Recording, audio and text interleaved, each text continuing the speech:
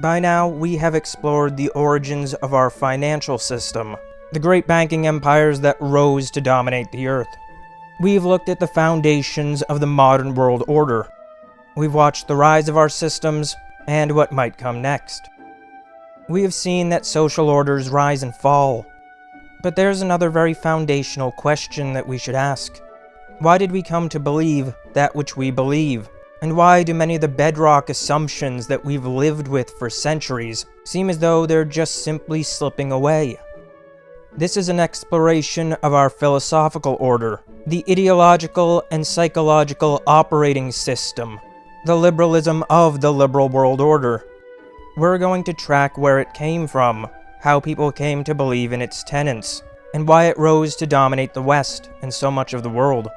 For although so many of society's liberal assumptions seem foundational, timeless, it's really a marvel that so much of it is so very new. This is the story of how and why liberalism came to be, why our philosophical order exists.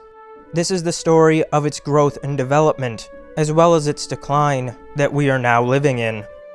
As we explore where it came from, we may be able to gather some insights into why it's now being questioned, why it's crumbling, and what we might build next as we go forward into the next era. This is the history of the decline and fall of the liberal empire, the history of our modern order.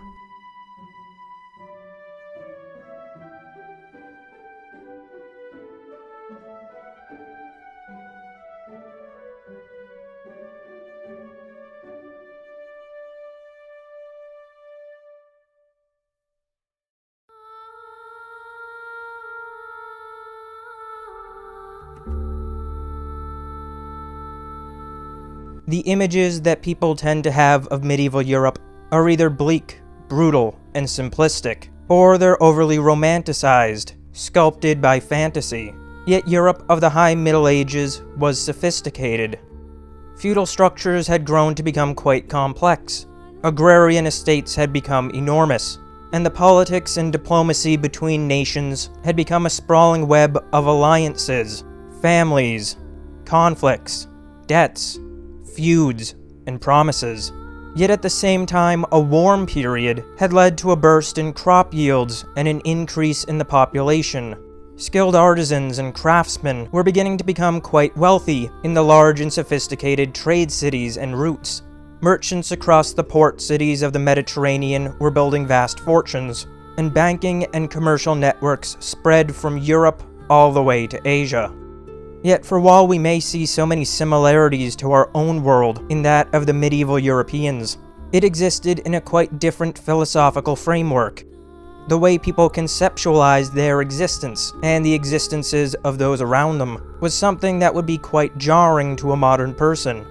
The most common social structure was feudal, a system of land-holding nobility, barons who held vast territories, defended them, and would often supply troops to a monarch if called upon.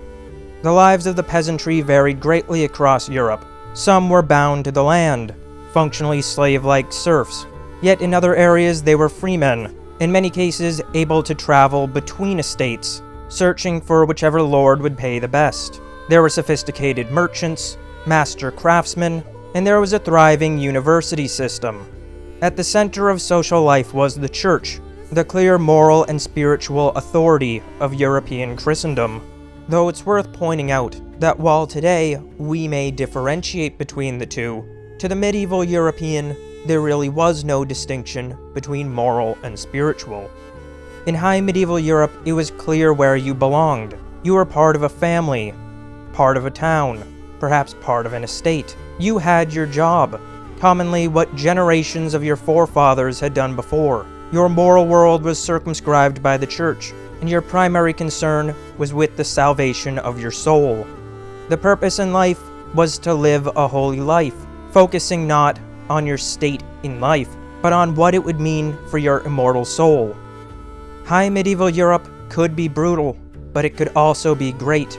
In large part, it was thriving. Grand and incredible architecture was going up, and the pace of technological innovation was becoming more and more rapid. Yet as the world was becoming more sophisticated and interconnected, Along with it would come disease. The mid-14th century would see the most horrific period of death that Europe would ever know, the Black Death. As disease spread into Europe from Asia, populations would see 30 to 50% of their numbers lost. The scale of the depopulation was immense. While this was horrific and a tragedy, there would be secondary effects. As the populations were in some cases cut in half, the labor force was greatly diminished. This placed tremendous bargaining power with the peasantry. As the 14th century went on, peasant farmers who had previously muddled by found that they could now demand enormous incomes from barons. Those who could travel between estates would hop around seeking larger and larger pay. In some places, this became so extreme that wage caps had to be implemented across entire kingdoms. As these peasant farmers were getting such high pay, there was serious risk that the barons might go broke. At the same time, this meant that more resources were becoming available to people, and thus there was a great burst of autonomy and wealth across Europe. These pressures were eroding the feudal order.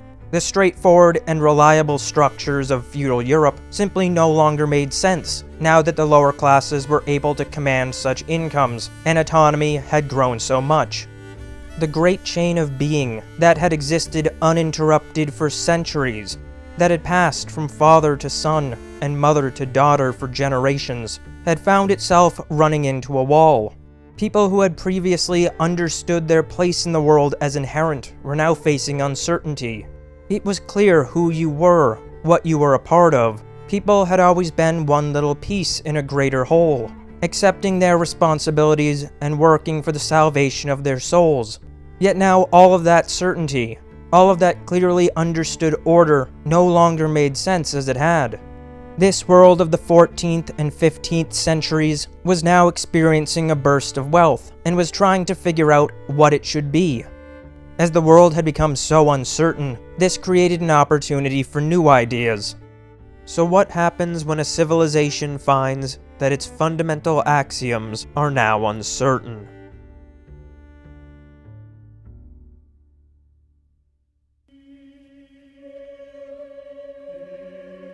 In 1453, the Byzantine city of Constantinople would fall to the attacks of the Ottomans. Greek scholars would flee to Italy, bringing along with them ancient Greek texts that had been preserved. At the same time, documents taken on crusade were as well being collected and translated in Italy. Church scholars and wealthy merchant banking families like the Medici would commission the translations of ancient texts. Suddenly, ideas were flooding into Western Europe. Ideas that had lain long dormant from ancient Greece and Egypt. Ideas would come in from the Islamic world, as well as the Jews of Andalusia and North Africa. The Europe that had emerged from the Black Death was one that was now in a position to explore and question in ways that it hadn't in centuries. At the same time, Johannes Gutenberg had developed the movable type printing press. Suddenly, not only were ideas moving geographically, traveling from east to west, but now ideas could be disseminated at a much more rapid pace and in grander scale. Because texts could now be printed so rapidly, the monopoly on information that had been maintained by the church for centuries was now in question. A wealthier population with more autonomy, questioning how to move forward and what should become of the social order. Ideas from the ancient and eastern worlds, and the proliferation of texts. This all laid the groundwork for a very fundamental recreation of European society. And so the people who had just seen the worst death that they could possibly imagine were now entering into a rebirth. The word Renaissance, that has a very interesting meaning. The associations that one might have of re-naissance, rebirth, are like that of starting over again. There certainly was an element of the Renaissance that was a sort of starting over. But at the same time, so much of its novelty was rooted far in the past. It was another birth of what had been. There were many new ideas during this time. Thinkers like the Humanists were quite novel. But at the same time, if one looks back into the past, The Renaissance was a resurfacing of ideas that had existed even in ancient times. And this is a curious pattern that humans seem to repeat. When humans face a crisis, they don't simply come up with new ideas to solve their problems. People tend to look to the past, to see what had worked before. At this point, the most important philosophical figure had been Aristotle. In fact, to medieval Christians, Aristotle wasn't a philosopher. He was the philosopher. His thought was just so foundational. Well, he wasn't a religious figure. In fact, the church would often point to him as a source of pagan folly. He was perhaps the most important intellectual figure in Christendom. Yet during the Renaissance, now much more of Greek philosophy was coming back to Europe. Plato had been very influential for quite some time. Yet through the medieval period, much of his thought began to simply be lost and forgotten. He wasn't entirely omitted, but much of Platonist and even Neoplatonist thought had simply come to be forgotten over the centuries. Hermetic ideas would resurface during the Renaissance, a syncretism of Greek and Egyptian mysticism. Many other forgotten ancient Greek figures would reemerge, and there would even be a rediscovery of some early Christian work. The Renaissance was a new beginning and a return to the past. It wasn't entirely the birth of something new, it was a rebirth. Perhaps the most significant philosophical movement of this era would be humanism. Thinkers like Petrarch and Erasmus would emerge, and they would place a heightened emphasis on humans here in the present life.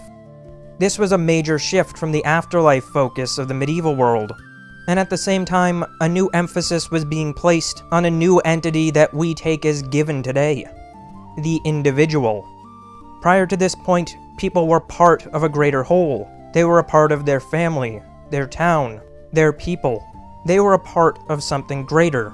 And they weren't only a part of something in the present, they were a part of an unbroken chain that spanned generations. Yet now, in this new humanist environment, the concept of the individual was emerging. The idea that there was some unique, special value placed on one person.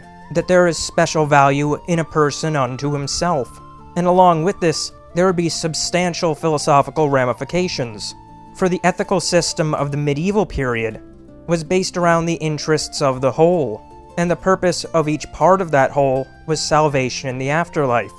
So this was a very radical change. Now there was interest in the individual, an individual as a locus of inherent value, and the purpose of the individual's life was life here in the present. With this came a concern for ideas of dignity and agency, and this was laying the groundwork for enormous social change. As the way people thought was changing so much, it then followed that the authority would come into question. At this point in the 16th century, the church was very wealthy, and though not often voiced, there were some questions beginning to emerge as to its moral legitimacy, particularly as very wealthy merchant banking families like the Medici bought their way into the top of Rome. There was a confluence of some very foundational questions about the moral world, and some very questionable behavior from church leadership. In October of 1517, University of Wittenberg professor Martin Luther would nail a document to the door of Wittenberg's castle church, the 95 Theses. Now, contrary to what ended up playing out, Martin Luther had no intention of moving against the church. He wasn't intending to be an aggressive dissident, yet it was becoming evident to him, and he was not alone, that many of the positions and behaviors of the church were becoming incongruent with theology. The most famous of his objections was to the church practice of the sale of indulgences, functionally accepting bribes for the church to interdict with God on one's behalf. I'll intervene on your behalf, and we'll make sure that your father gets into heaven. What did he do, adultery? Okay, 10 florins. Oh, and how about you? Blasphemy, huh? Gonna have to make that 30 florins. Martin Luther was displeased. What would follow would be waves of Holy Roman Empire princely politics, with the result being a fundamental undermining of church authority. What would particularly cause the Protestant Reformation to be so effective was that princes within the Holy Roman Empire would join these new churches. It's one thing to have dissident movements forming their own breakaway churches. That likely wouldn't lead to all that much. But if you now have multiple princes within the empire joining these churches, well, now these are truly powerful political entities. While the resulting schools of Protestant thought varied greatly, they were really products of the time. One major shift was the idea of individual conscience, the idea that an individual could hold moral knowledge, that there could be moral understanding between an individual and God, and that morality did not need to be mediated by a priest. Two additional elements, sola scriptura and sola fide, would further fundamentally transform the relationship between this new entity, the individual, and God. Previously, the church had been the mediator between God and the people. Yet now, under Protestant thought, an individual should read the Bible for himself, and an individual could have a direct personal relationship with God. There is variation between different schools of thought, but the idea of sola fide holds that salvation comes from faith, and not from the adherence to church dogmatic law. Something that is going to be very worthwhile to track as we go forward through the centuries is how faith itself has been conceptualized differently at different times.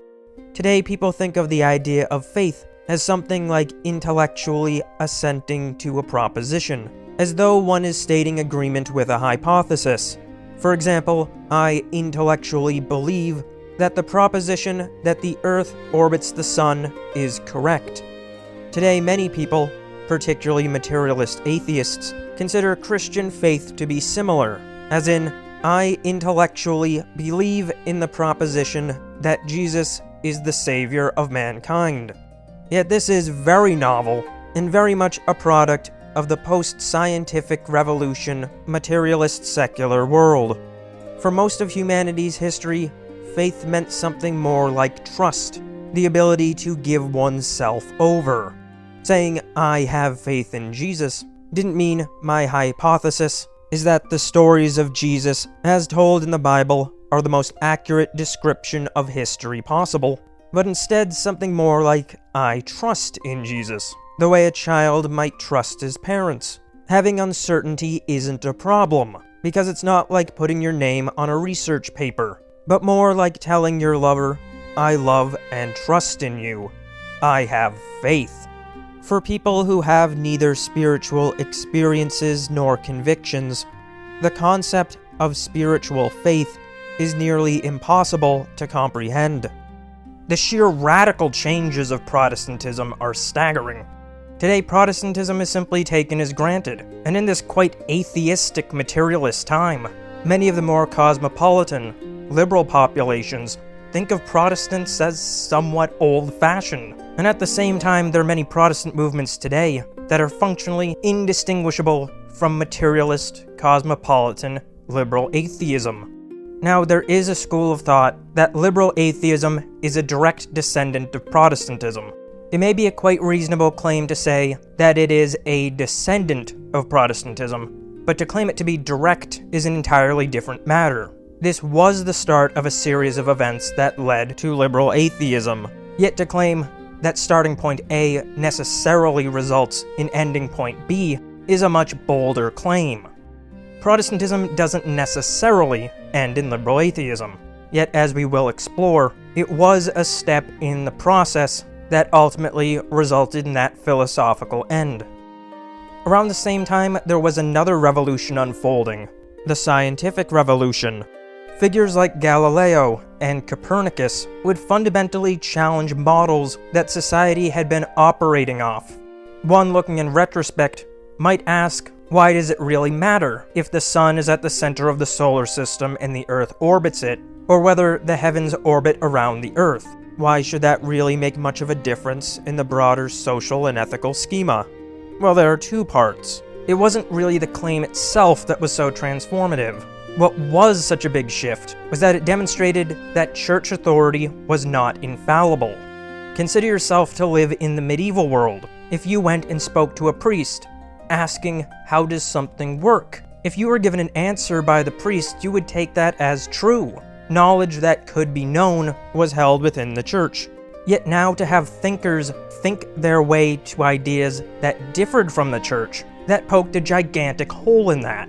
At the same time, the melding of ideas like Hermetic alchemist and Christian ideas that was occurring at the time pointed to the idea that the universe could be understood by man, and it could be manipulated. And so naturally it began to follow that mankind could use techniques to figure out how the universe works, and that was a more successful path to knowledge other than asking the church. It's very difficult to overstate just how radical a change this was. This was fundamentally shattering the core moral authority of Europe. Additionally to the solar system claim, it's a subtle yet powerful psychological shift. If the Earth is central in the heavens, then that means that man is central in God's creation. Yet if the Earth is simply orbiting the center, then that centrality is removed. One very interesting story from this era is that of the Dominican monk and priest Giordano Bruno.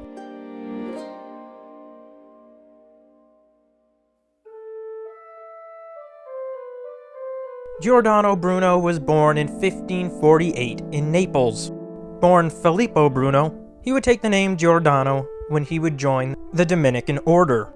In these days, the Dominicans were the intelligent academic order. They were the smart guy nerds of the church. They were one of the primary driving forces behind scholasticism, and they were certainly in the mold of those who thought of Aristotle as the philosopher. Bruno did quite well within the church, proving himself to be an excellent scholar. Yet he began to explore some ideas that were quite disagreeable to the church. He would begin to side with the then novel Copernican model of the solar system, coming to believe that the universe was infinite and without a center. He came to the belief that stars are actually other suns, each one with their own planets orbiting them, and that perhaps they may have life on them. He would even come to develop an atomic model, one that was a bit of a variation on the earlier Greek forms. He believed that the smallest unit of existence was a zero-dimensional point, an atom, and that all was made of a divine prima materia. This began to draw suspicion from the other Dominicans, but this wasn't insurmountable. Yet he would also begin removing the pictures of saints from his room, and suspicion would deepen. The Dominicans were becoming wearier of him, and they began investigating. But up to this point, it appeared as though there could be a resolution. That was until he took positions that were both denial of the Trinity and denial of Immaculate Conception. And those are really the things that you can't do. And now facing a formal investigation, he would flee Italy. He would travel north to the continent, taking various positions at different churches and universities in the Protestant world. However, everywhere he went, he would actually his way into getting kicked out. You see, Giordano Bruno was a very disagreeable man. When he would come to a conclusion contrary from those around him, he would profess it very firmly, and this would get many people quite angry with him. Wherever he went, he didn't stay long, and over these years, he would become the most excommunicated man in all of history, getting kicked out by church after church. Nobody has been excommunicated more than this guy. He would eventually return to Italy, where he would be imprisoned and then burnt at the stake for heresy. Now this might sound as though an aggressive and rash church grabbed him and then violently executed him, but it's worth pointing out that he was on trial for 10 years. He probably had numerous opportunities that he could have gotten out of it, but out of just raw stubbornness, the guy kept going. Nope, you're wrong, nope. The only out he offered was that he would recant if the Pope would personally face and ask him. Alright, so why the detour on this figure? Well, he was inspired by many different ideas. Figures earlier on in the church, ideas from the ancient Greek world, and ideas from the new scientific thinkers. And he just so perfectly embodies what was happening at the time. This new approach to thinking, taking both very new ideas and exploring further very old ideas, was coming into fundamental conflict with the church. And it was a fundamental challenge to the authority of the church. He, in many ways, was Europe. At this point now willing to say, nope, you're wrong, nope.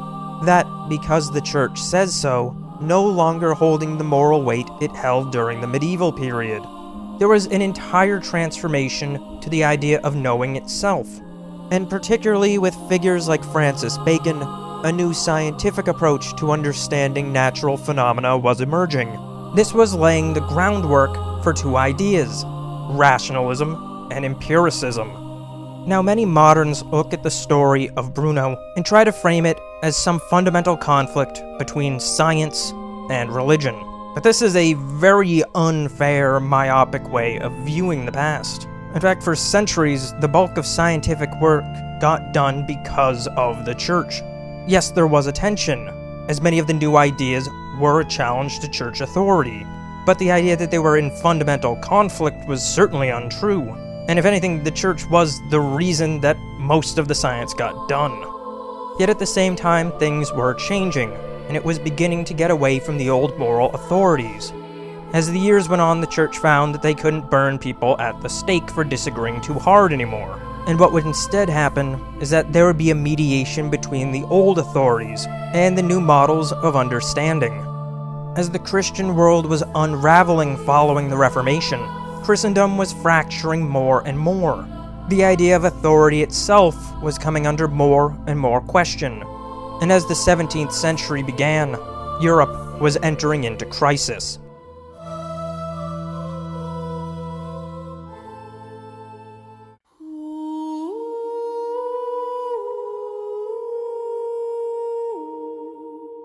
As the divide between Catholic and Protestant princes and rulers widened, the political dimension became much more dire.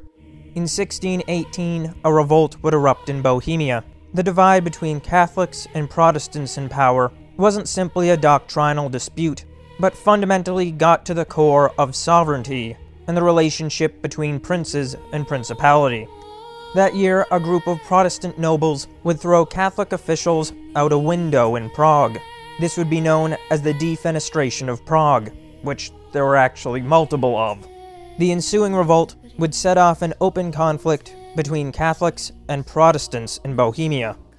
The following year, in 1619, a group of Protestant rebels would overthrow the Catholic king of Bohemia, Ferdinand II, installing a new monarch, Frederick V. Over the following year, Protestant and Catholic forces would clash. This was a battle between two religious factions, yet also it was a war for the throne of Bohemia. In 1620, Protestant forces would suffer a decisive defeat, and Bohemia would be re-Catholicized. Yet this was not the end of the conflict. As the 1620s began, Catholic forces would attempt a campaign to seize Frederick's Palatinate lands. As this conflict was spreading, it was becoming a concern to kings and nobles outside of the Holy Roman Empire.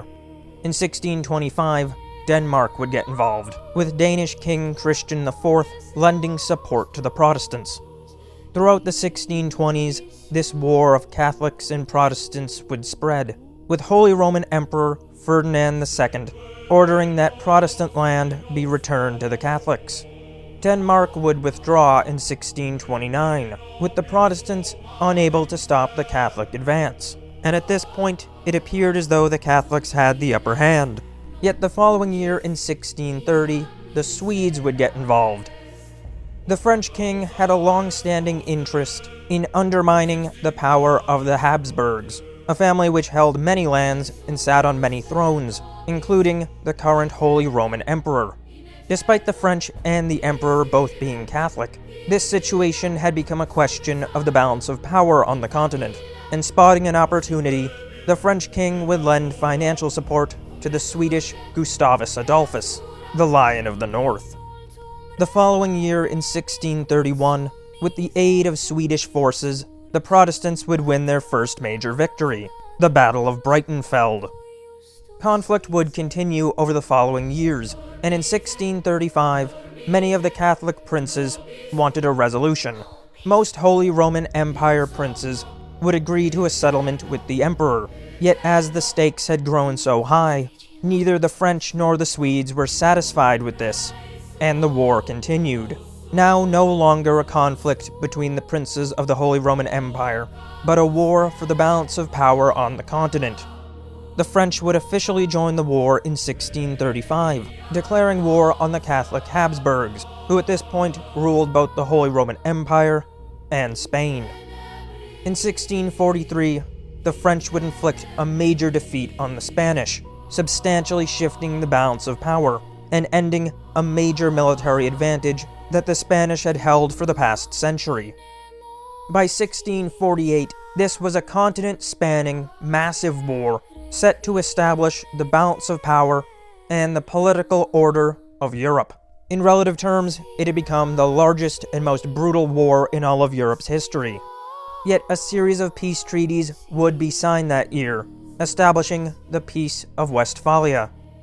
To a great extent, we can consider that we today live in the Westphalian Order. Westphalia wasn't just a settlement between Catholics and Protestants in Europe, but it established many of the political concepts that are fundamental to our world today.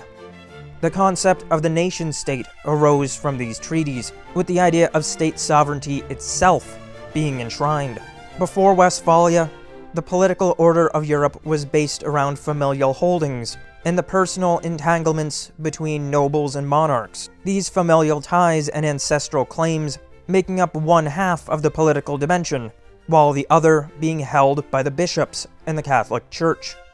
Yet now this new concept was arising: the state. We would begin to see bureaucratic states, nations defined by political borders, run by ministers and bureaucrats. Europe was becoming something recognizable to us today. Instead of feudal estates, territorial holdings of a warrior elite, based around the fundamental asset of agricultural lands, now states were being defined politically, with ministerial governments becoming the norm. If you had lived prior to Westphalia, your conception of where you lived would most likely be something like you and your family live in a town. Your town is part of the estate of a warrior-class noble. Now you may be bonded to this nobleman, or he is your employer. You live on the land, farming or producing goods, and the noble family who holds the estate is the one with ultimate claim and title, and the one who ensures the defense of the estate, ultimately being a warrior elite. This nobleman would in turn have some agreement with a monarch, typically providing payment and troops when called upon. Political entanglements were done via familial relationships. Perhaps the lord of the estate that you live on has a daughter married to one of the sons of the king, and perhaps that king's wife is the daughter of another foreign monarch, or a very powerful duke. The entire political structure was ultimately a fractal of homes and families. It was a manifestation of how humans relate in their personal lives. The priests and bishops were the ultimate moral authority of Christendom. They would generally have unique privileges in the various European kingdoms, themselves holding enormous territory and wealth, and they would provide moral authority to the monarchs, being the ones who preserve and legitimize the social order. Yet after Westphalia, it was completely different. Now, you were the subject of a state.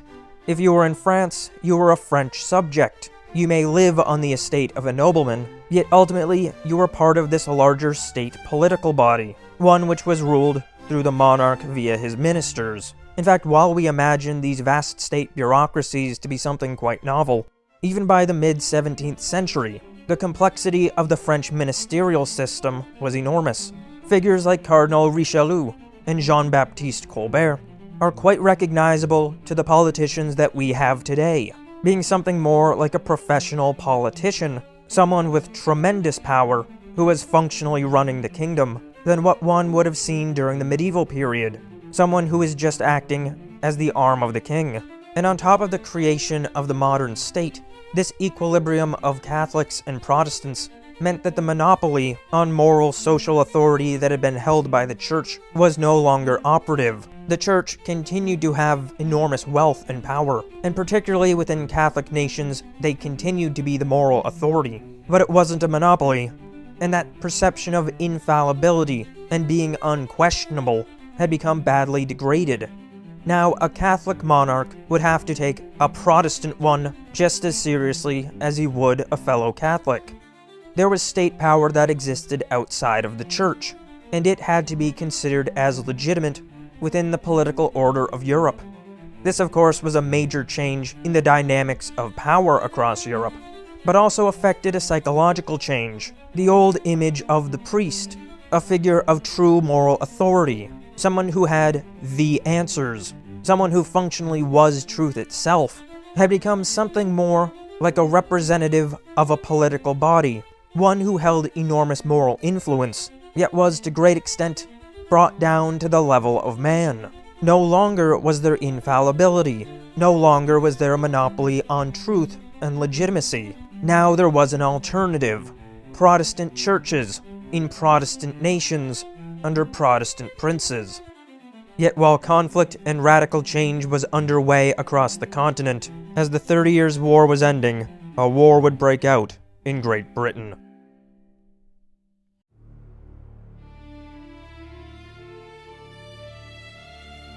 England in the 1630s had moved closer to an absolute monarchy.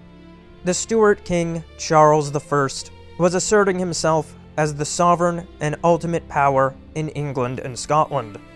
In 1637, a conflict would erupt after King Charles would attempt to enforce a new prayer book in Scotland. Though it wasn't in the same state as the Holy Roman Empire, religious divides were cracking in England and Scotland at the same time. The Stuart monarchy was in a tricky position when it came to legitimacy and authority. The House of Stuart had come from Scotland, yet by the time of the 1630s, to the Scottish they appeared to be English. Though their name hailed from the High Steward of Scotland, functionally it was as though they were an English dynasty.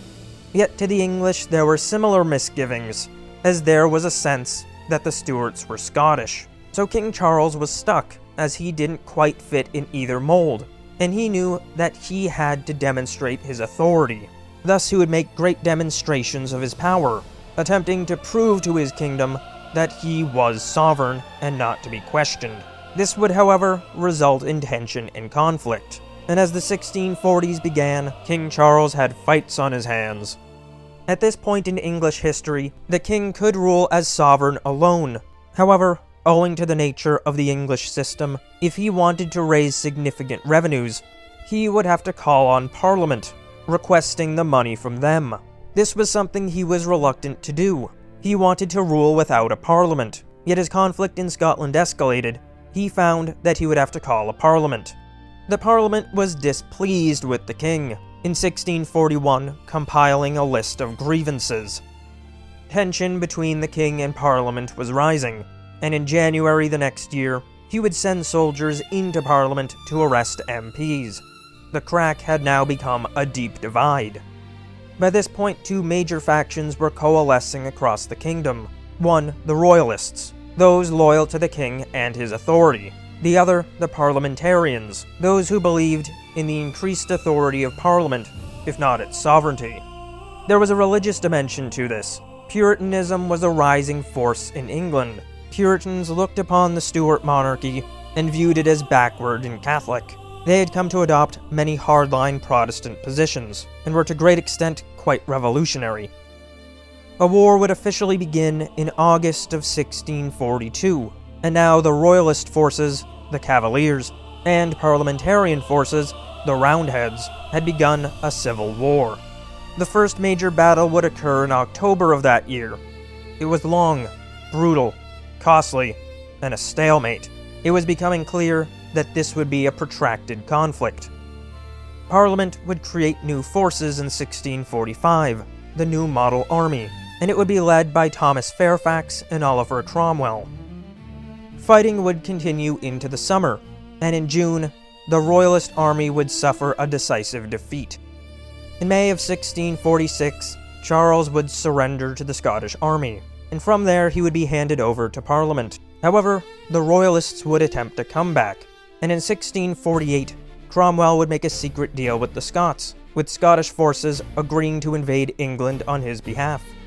Fighting would continue with some very brutal battles, and as the war was escalating, the more radical Puritans would conduct a purge of the moderates in Parliament, making the Parliamentarian forces a truly Puritan one. There would be foreign involvement in the war, with the extremely wealthy Dutch, who had originally financed and supported both sides in the conflict, becoming decisive backers of the Parliamentarians.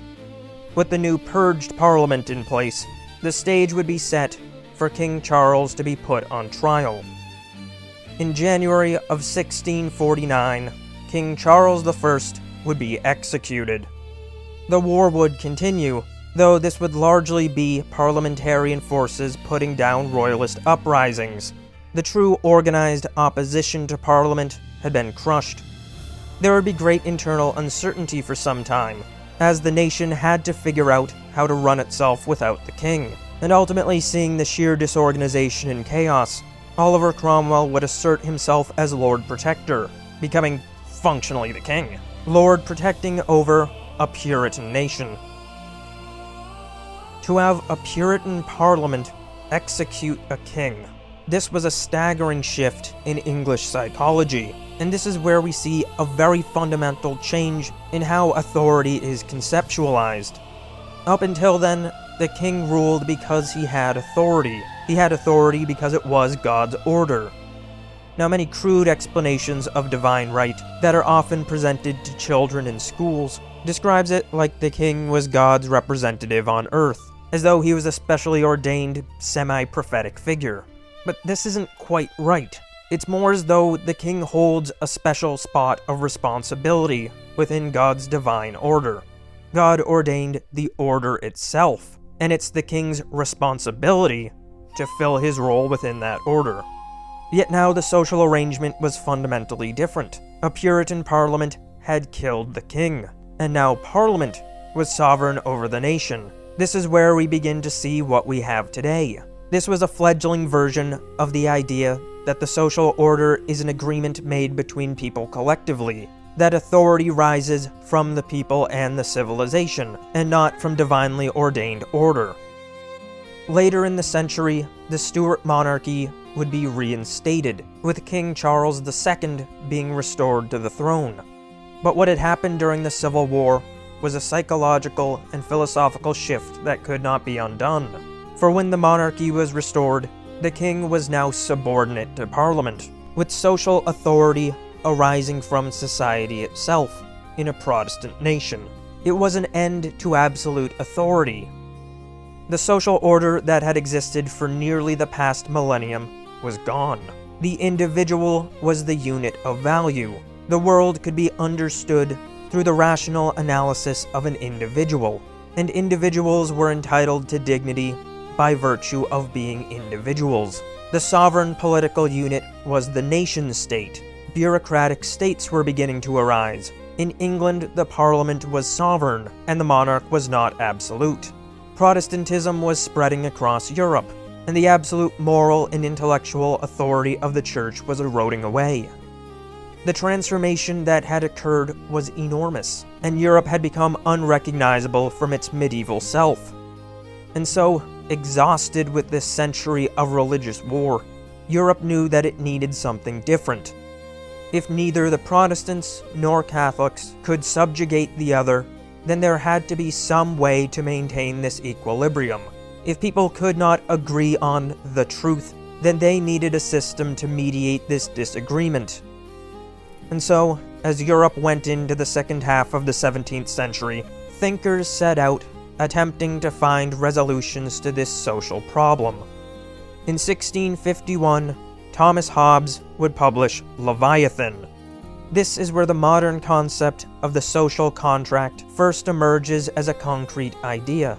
The social contract holds that government is not divinely ordained, but is a deal made between people. Embedded within this idea is the concept of the value and dignity of the individual. And here again, we see bits of the idea that life should be focused on the life here on Earth, and not in preparation for the afterlife. Hobbes' thinking lined up perfectly with the world that had emerged from the English Civil War and the Peace of Westphalia. Authority was collectively mediated between all individuals within a nation-state. Authority came from an unspoken collective agreement, the social contract. Authority over a people came from the people. And so now the stage was being set for the modern world. A world where democracies would begin to arise. A world where republican revolutions would overthrow kings. And the world that would be dominated by liberalism.